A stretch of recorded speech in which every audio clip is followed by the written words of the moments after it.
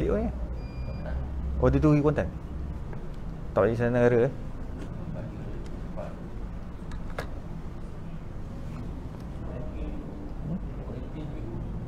Oh.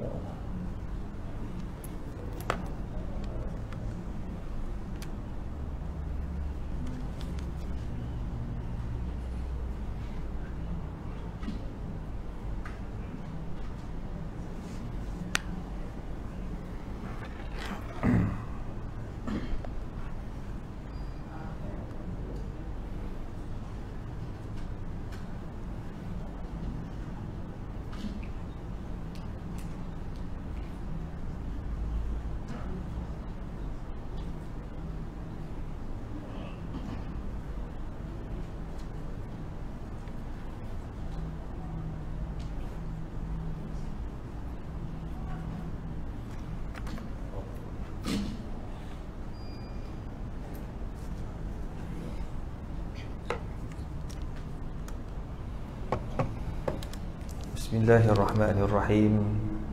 Alhamdulillahi rabbil alamin. Wassalatu wassalamu ala asyrafil anbiya'i wal mursalin wa ala alihi wa sahbihi ajma'in. Rabbi syrah li sadri wa yassir li amri wahlul 'uqdatam min lisani yafqahu qawli, amma ba'du. Assalamualaikum warahmatullahi wabarakatuh. Pertama sekali kita bersyukur kepada Allah Subhanahu wa taala kerana pada tengah hari ini kita dapat sama-sama berada dalam rumah Allah. Dapat juga kita sama-sama termasuk dalam kumpulan yang dapat menunaikan solat Jumaat pada hari ini. Dan syukur pada Allah Subhanahu wa taala juga kita dapat beriktikaf. Dan seterusnya kita dapat menghidupkan salah satu daripada sunnah Nabi Muhammad sallallahu alaihi wasallam yang kata Nabi, man salaka tariqan yaltamisu fihi ilma sahalallahu lahu tariqan bihi ilal jannah, atau kama qala. Sesiapa saja yang mempermudahkan urusan ilmu, maka Allah akan mudahkan urusan kita untuk masuk dalam syurga Allah Azza wa Jalla. Tuan-tuan yang dikasihi sekalian,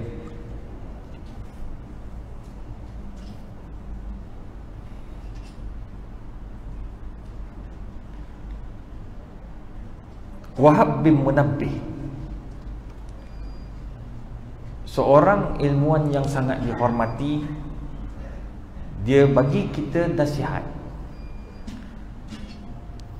Fahami sifat munafik. Lil munafiqi thalathu alamat. Untuk orang munafik ni ada 3 tanda. Kita muhasabah lah, kita pakat-pakat muhasabah. Sebab munafik ni berat hukum dia. Allah sebut dalam Quran, innal munafiqina fid darkil asfali minan nar. Tempat dia tu Allah spesifik. Allah bukan cakap umum, finnar.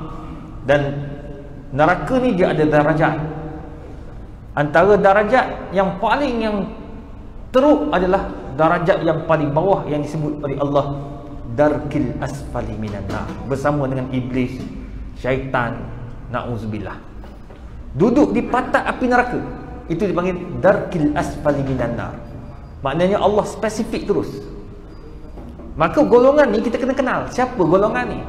Dan banyaklah dalam hadis-hadis Nabi sifatkan siapakah golongan-golongan munafik itu. Dan hari ini saya nak ambil daripada kata-kata dan nasihat Wahab bin Munabbih. Sifat munafik itu ada 3. Pertama, yaksalu iza kana wahdahu, atau yatakassalu iza kana wahdahu. Bila dia berseorangan, dia rasa malas. Nak tahu kita ni buat ibadat ni kerana Allah, bila seorang kita lagi semangat. Contoh, kita pergi Mekah, kita seorang-seorang tawaf, dia lain. Sebab apa kita buat tu memang sebab kerana Allah Ta'ala. Kita berada dekat Mekah lah, kita nak dapat fadilat duduk dekat Mekah tu, kita nak banyakkan tawaf, kita semangat kita lain. Tapi orang munafik tak, bila berseorangan dia jadi malas. Itu sebabnya Allah sebut dalam Quran, Sesiapa yang bangun malam, Allah angkat martabat. Wa minal laili fatahajjad bihi nafilah laka asa ay yab'asa rabbuka maqaman mahmuda. Allah dia tengok yang paling tinggi martabat masa malam, di pertengahan malam. Sebab masa tu awak seorang-seorang dia. Datuk Abdah pengurusi, orang rapat dengan tuanku, tak ada. Malam-malam dia nak tunjuk kat siapa? Tak ada. Awak seorang-seorang dalam bilik, seorang-seorang dalam surau, seorang-seorang dalam masjid, tak ada orang, iktikaf, duduk seorang-seorang dalam bilik. Bang, dalam bilik ni bila seorang-seorang, orang tak nampak, tidur je lah, betul tak? Tapi masa seorang-seorang tu lah kamu bangun di waktu malam. Pertama, kamu bertahajud, yang Allah sebut wa minal laili fatahajjad bihi, bangun untuk bertahajud. Allah angkat martabat. Sebab engkau seorang-seorang bukan ramai-ramai. Ramai-ramai macam ni, ramai-ramai terpaksa semayang. Sebab apa? Kawan tengok tak semayang, malu kat kawan sebelah. Dia semayang, dia tua semayang sunat, aku muda tak semayang, malu. Kita buat kerana orang tu. Hebat tuan-tuan. Dia kadang-kadang benda tu kita tak perasan. Tu sebab kata Wahab bin Munabbih, bila kamu seorang-seorang kamu jadi malas, itu tanda munafik. Tapi kalau seorang-seorang kamu lagi bertambah ibadat kamu, itu tandanya kamu buat satu-satu ibadat kerana Allah Subhanahu wa taala. Allahu Rabbi. Yalah, kadang-kadang tuan-tuan, kita ni bila duduk seorang, kita pun bacalah, orang kata apa, semayang 2 rakaat, 4 rakaat. Tapi bila ramai orang ni, mula dia balun 12 rakaat. Dia jadi macam tu tau. Kenapa? Sebab kita buat tu malu kat kawan. Namun Imam Ghazali kata tak apa juga.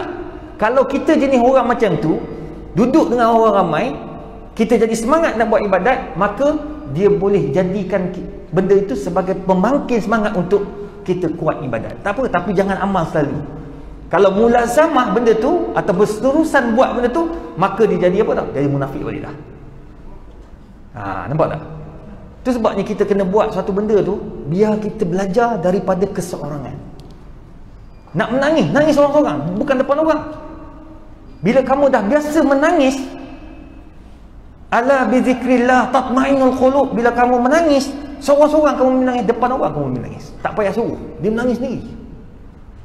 Kamu duduk seorang-seorang malam-malam kan, tersandar dekat dinding seorang-seorang malam, dekat lepas main tahajud, sandar kat katil ke, sandar kat dinding ke, termenung, keluar air mata.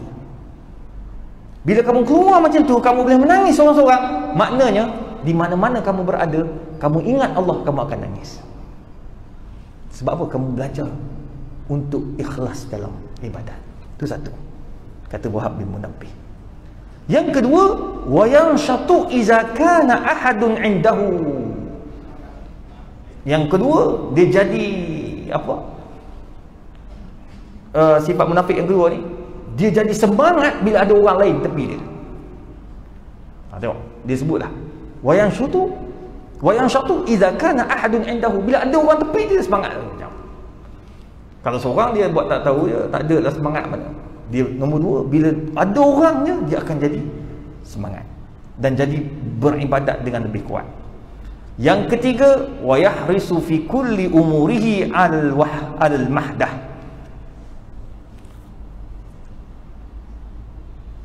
Yang ketiga ni masalah, dia sangat mengharapkan pujian daripada manusia. Tuan-tuan, pujian manusia ni di sementara. Hari ini kita dipuji, esok mungkin dikutuk.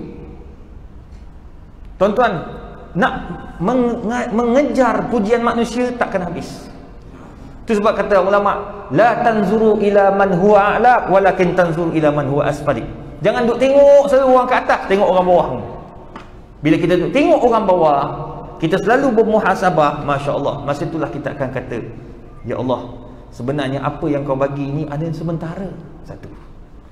Nombor 2, hanya Allah Ta'ala saja yang akan puji kita sampai kiamat kalau kita betul-betul buat. Manakala manusia, dia berubah-ubah.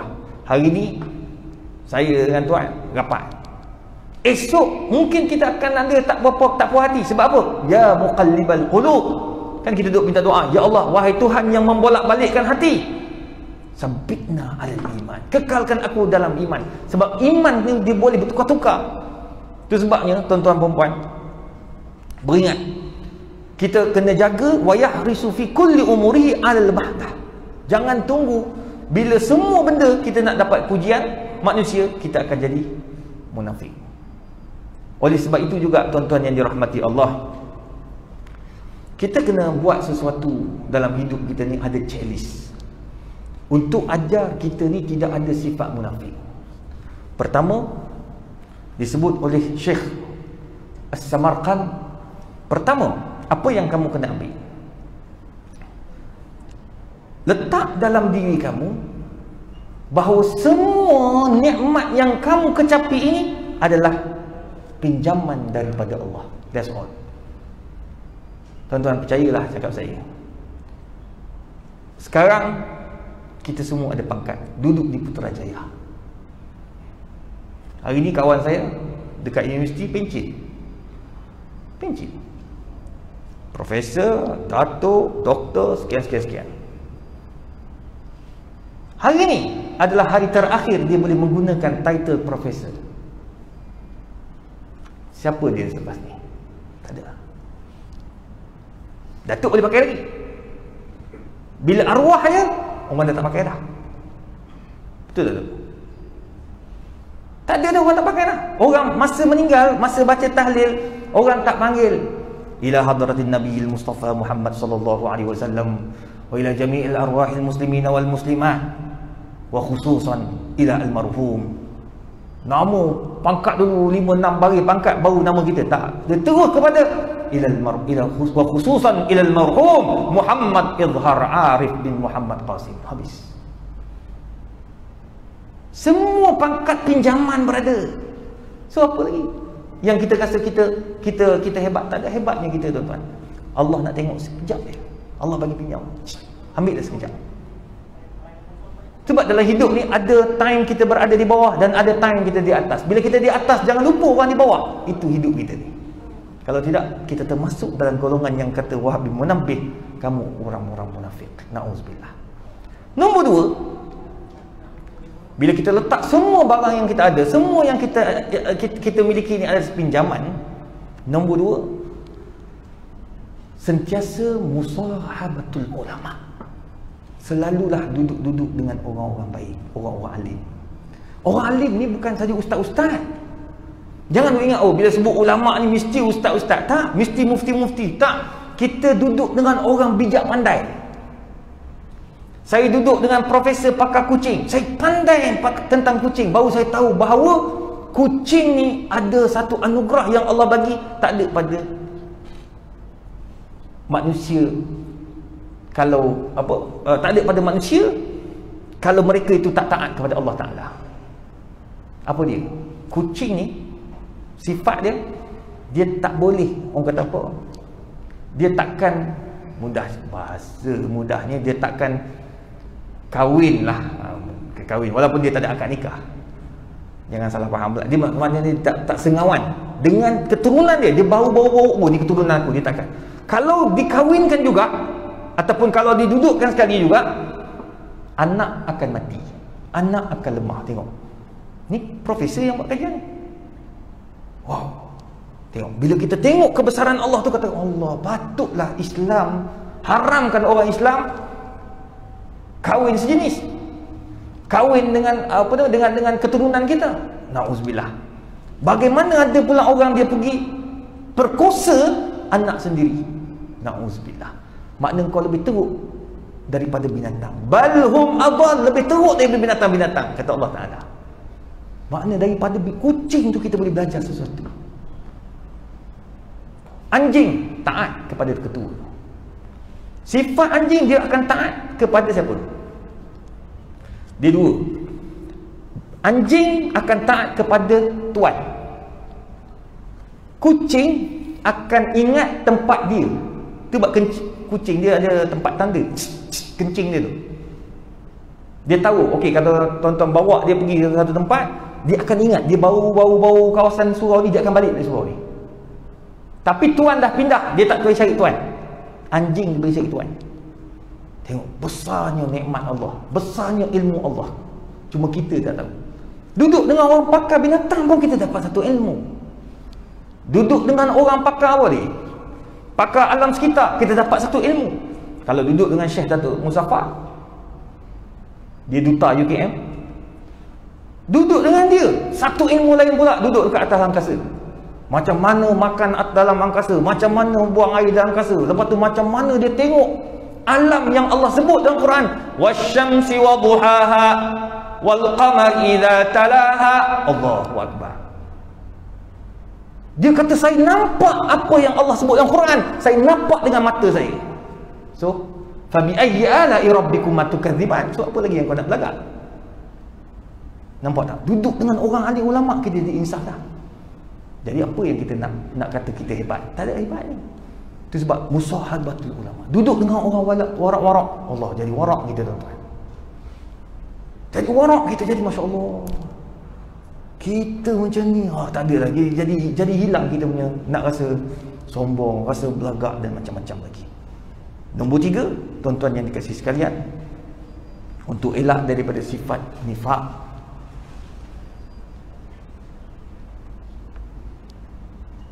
pesan Syekh, undur ila man huwa aqabu mink.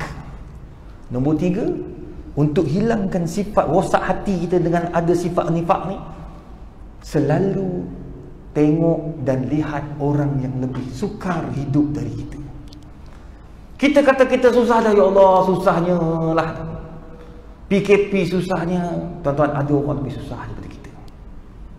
Bila kita duk tengok benda tu selalu, kita duk nilai itu selalu, dan kita muhasabah selalu, kita akan kata, ya Allah, sebenarnya apa yang aku ada sudah mencukuri. Kita bawa kereta sedap, kita tengok, oh, nak jadi kereta lebih besar, kita akan jadi stres.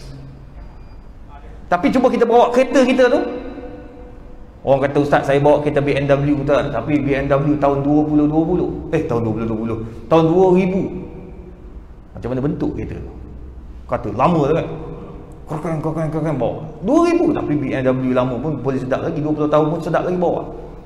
Dia bawa kereta tu, tuan-tuan, bersyukur ada orang tak ada kereta tu. Kamu tengok orang sebelah, kamu sebenarnya kereta tu besar juga, ada orang pakai Myvi.